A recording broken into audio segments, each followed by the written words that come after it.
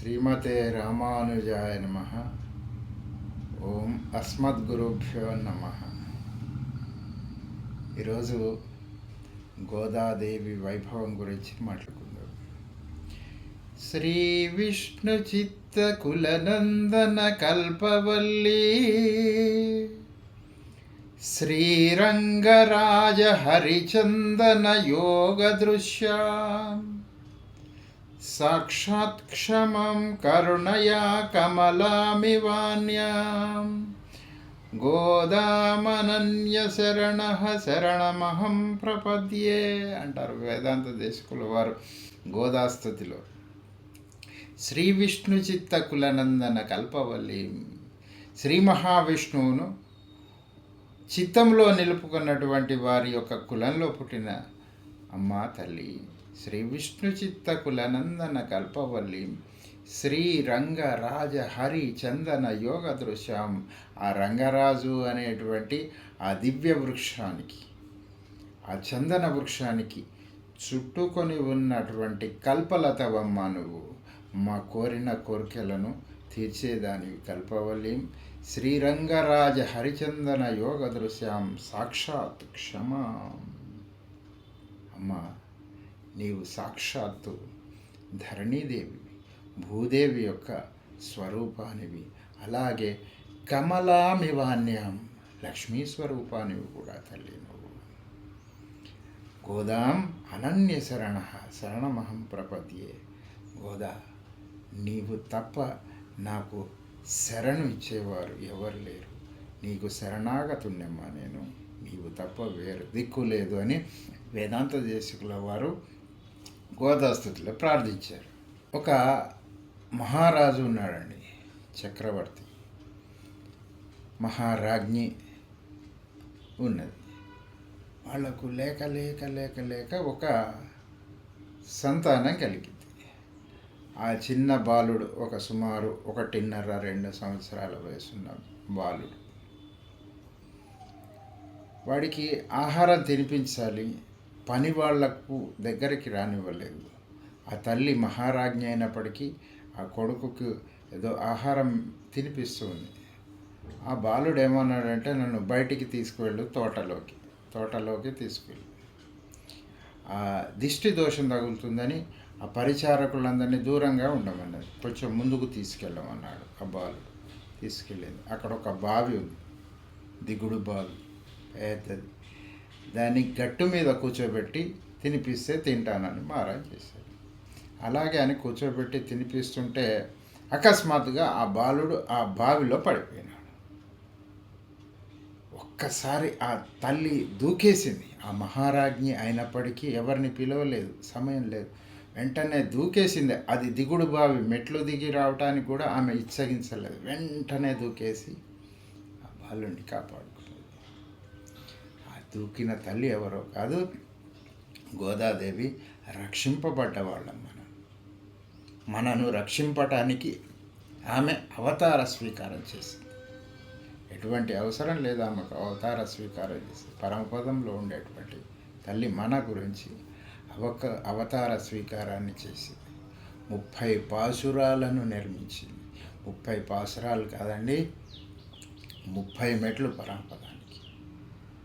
అవి సాధిస్తే చాలు, పరమపదానికి వెళ్ళిపోయేంత సులువైన మార్గం మనకు నిర్మించింది.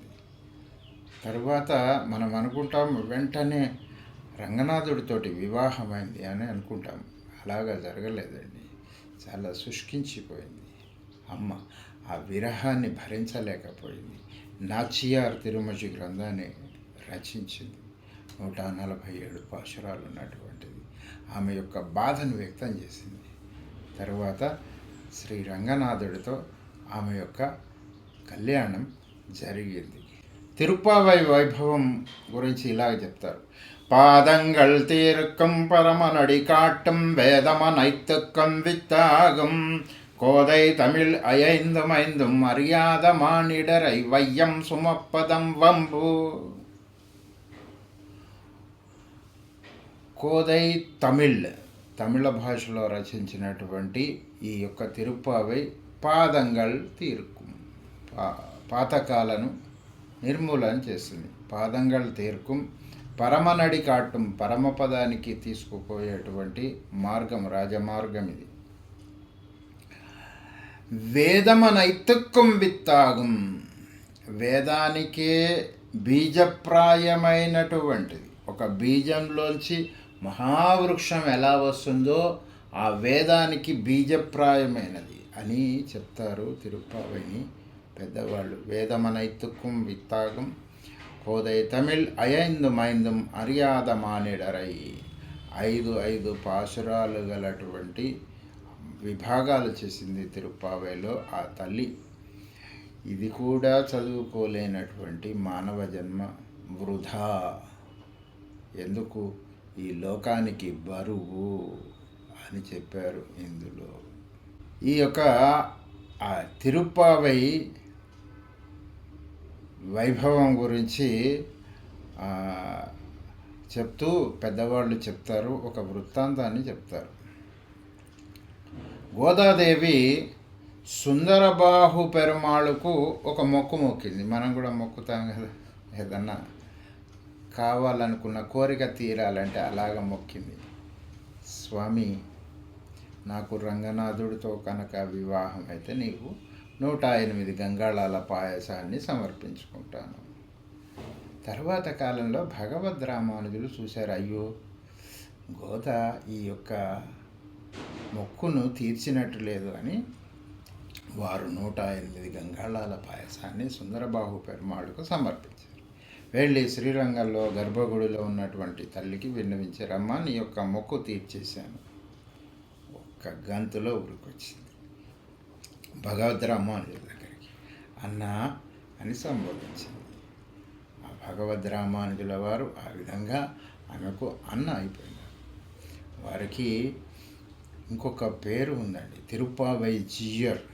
పెద్దవాళ్ళు ఏం చెప్తారంటే, రామానుజాచార్యుల వారు ఎప్పుడైనా తలుచుకుంటే అప్పుడు వెంటనే వచ్చి ఆమె ఈ అరచేతిలో కనపడి మొత్తం తిరుప్పావై పఠనం చేసి వెళ్ళేదంట.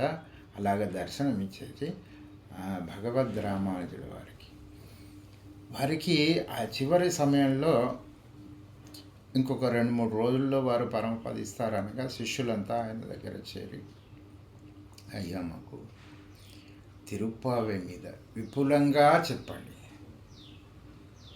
పూర్తిగా చెప్పండి, ఇంకా ఏమి మిగిలిపోకుండా దాని యొక్క అర్థాన్ని మాకు చెప్పండి అంటే అది కష్టము అన్నారు. కనీసం ఒక్క పాశురానికి చెప్పండి అర్థం అంటే అది కూడా వీలు కాదన్నారు భగవద్ రామానుజుల వారు. The great poetry gives new meanings to new generations అంటారు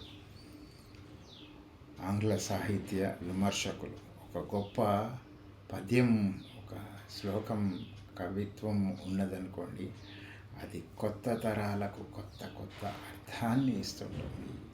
ఆ భావంతో చెప్పారు. ఇంతే దీని అర్థమని ఎవరూ చెప్పలేరు. తిరుప్పావై యొక్క అర్థం అంత విస్తృతమైనది అని తిరుప్పావై జీయరే చెప్పారు. తర్వాత ఇందాక మనం చెప్పుకున్నాం కదా, వేదాంత దేశికుల వారు చెప్పినటువంటి గోదాస్తుతి చాలా ఆశ్చర్యకరమైన పరిస్థితుల్లో బయటికి వచ్చింది. శ్రీరంగంలో గోదాదేవి యొక్క సేవ జరుగుతుంది, పల్లకిలో ఊరేగిస్తున్నారు అమ్మవారు. అయితే ఆ రాజమార్గం కాస్త ట్రాఫిక్ జామ్ లాంటిది అయిపోయింది. అప్పుడు అమ్మవారి యొక్క పల్లకి సేవను ఒక సందులోంచి తీసుకెళ్తున్నారు. అప్పుడు అది ఎక్కడి నుంచి వెళ్ళిందంటే వేదాంత దేశికుల వారి ఆ తిరుమాళి నుంచి వెళ్ళటం జరిగింది. వారు ఒక చిన్న సందులో ఉండేవారు, చిన్న పూరి గుడిసె లాంటి దాంట్లో ఉండేవారు, బీద పరిస్థితుల్లో ఉండేవారు. వారు ఒక్కసారి అమ్మవారిని చూసి పరమాద్భుతమైన ఈ గోదాస్తుతిని చేశారు. దాంట్లో వారు అంటారు 7వ శ్లోకంలో, వల్మీకతః శ్రవణతో వసుధాత్మనస్తే, వల్మీకతః శ్రవణతో వసుధాత్మనస్తే జాతో బభూవ సమునిః కవి సార్వభౌమః గోదే కిమద్భుతమిదం యదమీస్వదంతే వక్త్రారవిందమకరంద నిభాః ప్రబంధాః వక్త్రారవిందమకరంద నిభాః ప్రబంధాః. అంటే ఏంటంటే భూమికి పుట్ట చెవు లాంటిది. ఆ వల్మీకంలోంచి వచ్చిన వాడు వాల్మీకి. ఆ వల్మీకములో నుంచి వచ్చిన ఆ రామాయణమే ఇంత గొప్పదైతే నీ ముఖపద్మము నుంచి వెలువడిన ప్రబంధాలు ఎంత గొప్పవమ్మా అంటారు. అంటే వాల్మీకి రామాయణానికి పైమెట్టులో ఉంచిన గ్రంథం ఇప్పటి వరకు లేదు. కానీ వేదాంత దేశికుల వారు అలాగ దర్శించారు దాన్ని, అంత వైభవాన్ని కొనియాడారు.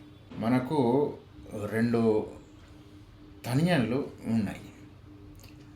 వాటిని నక్షత్ర తనియన్, నిత్య తనియన్ అని మనం చదువుతుంటాం. నక్షత్ర తనియన్ కర్కటే పూర్వ ఫల్గుణ్యాం తులసీకాననోద్భవాం పాండ్యే విశ్వంబరాం గోదాం వందే శ్రీరంగనాయకీ. ఉత్తర ఫల్గుణి నక్షత్రంలో తులసీవనంలో జన్మించిన వైభవాన్ని చెప్తుంది ఈ తనియన్. తరువాత ఇంకొక అద్భుతమైన తనియన్ ఉంది, అది నిత్య తనియన్. నీళాతుంగస్థనగిరితటీ సుప్తముద్బోధ్య కృష్ణం పారాద్యం స్వం శృతిశతశిరసిద్ధమధ్యాపయంతి స్వచ్చిష్టాయాం సృజనిగళితం యా బలాత్కృత్య భుంక్తే గోదా తస్యై నమ ఇదమిదం భూయ ఏవస్తు భూయః. నీళాతుంగస్తనగిరితటీ సుప్తం ఉద్బోధ్య కృష్ణం. 19వ పాసురం కుట్టు విలక్కర్య కోట్టుకాల్. ఆ పాసురాన్ని ఇక్కడ స్మరిస్తున్నారు పరాశర భట్టర్ వారు. వారు కారణాంతరముల చేత శ్రీరంగం వదిలి వేరే ప్రదేశాల్లో ఉండటానికి అలాగ సంభవించింది. చాలా బాధపడేవారు శ్రీరంగం నుంచి దూరంగా ఉన్నప్పుడు పరాశర భట్టర్ వారు. శిష్యులంతా వేడుకున్నారు, అయ్యా ఏదన్నా ఒక అద్భుతమైన శ్లోకాన్ని చెప్పండి. వెంటనే ఇది చెప్పారు, నీలాతుంగ స్తనగిరి తటి సుప్తం ఉద్బోధ్య కృష్ణం. ఆ నీలాదేవి యొక్క ఉత్తుంగ స్థనముల మీద నిద్రించినటువంటి కృష్ణ పరమాత్మను లేపుతున్నదట. ఎవరు? గోదాదేవి. నీలాతుంగస్తనగిరి తటి సుప్తముద్బోధ్య కృష్ణం పారాడ్యం స్వం శృతిశతశిరసిద్ధమధ్యాపయంతి. శృతి అంటే ఆ వేదములు, శృతి శిరస్సులు అంటే ఉపనిషత్తులు, వేదములు. ఆ ఉపనిషత్తుల యొక్క అర్థాన్ని స్వామికే బోధిస్తున్నారు. అధ్యాపయంతి లెక్చరర్, అధ్యాపకురాలాగా చెప్తుందంట నీ యొక్క తత్వం ఏంటి. అలాగే అమ్మకు, అమ్మ నీ యొక్క తత్వం ఇలా ఉండకూడదు, స్వామి నీవు లేవాలి, మమ్ములను నీవు కరుణించాలి అని స్తోత్రం చేసేటువంటి ఈ స్తోత్రం నిత్యతనియన్. అమ్మవారి తిరునక్షత్ర సందర్భంగా అమ్మవారిని ఒకసారి సంస్మరిస్తూ ఆండాళ్ దివ్య తిరువడిகளே శరణం. సర్వం శ్రీకృష్ణార్పణమస్తు. స్వస్తి.